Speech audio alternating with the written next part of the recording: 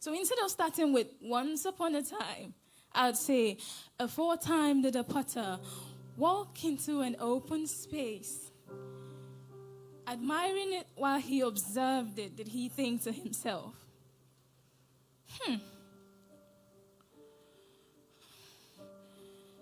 this place seems empty and it isn't bright. It's so gloomy, not colorful, and there isn't any light. How about some light to put some color to it? Then he said aloud, let there be light. And there was light. But then again, he looks at this space, and inasmuch as there was light, it still seemed empty. Then he thought to himself again, how about I mold some beautiful earthenwares and put them in different areas where they would beautify the space just right. Then he began molding. You see, to every piece he molded, did he put a name, a function, and he placed them in different areas in these spaces to beautify the place just right. But then was this last piece of his. You see, he molded this piece out of a fine clay, and this piece seemed, well, different from other pieces because it looked just like him. Well, he molded this piece with so much energy and time, with a lot of his synergy of love, compassion, and even his life did he mold this piece. And it looked just like him.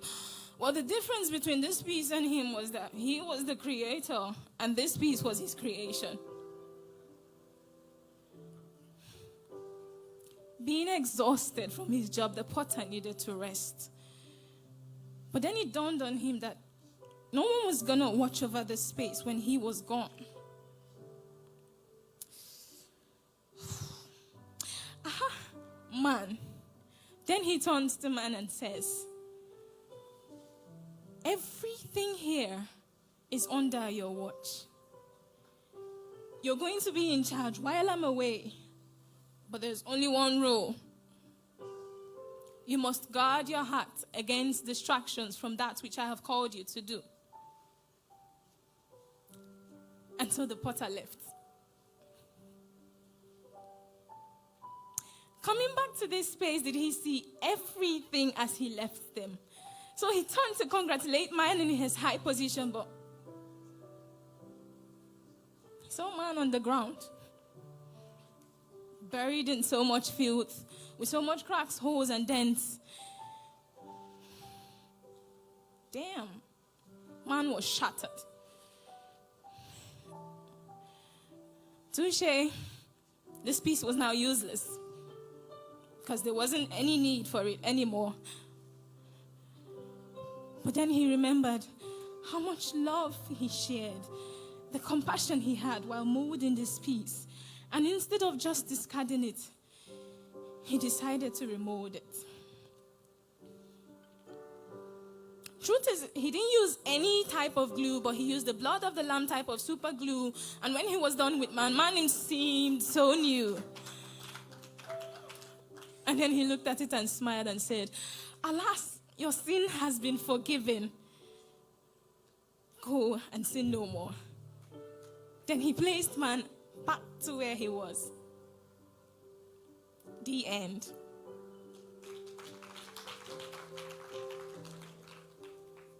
Brethren, this is not just any type of story to make you comfortable or the ones you hear in front of your mother's table.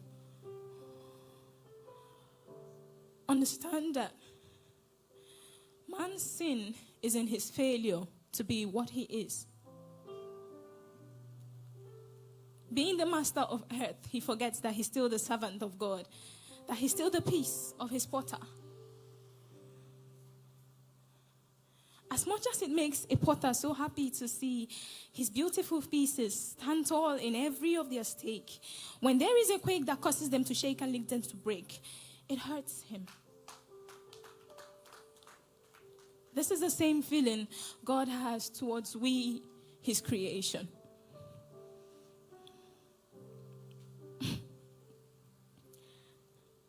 I hope that in everything you do every day, this story sinks to your heart.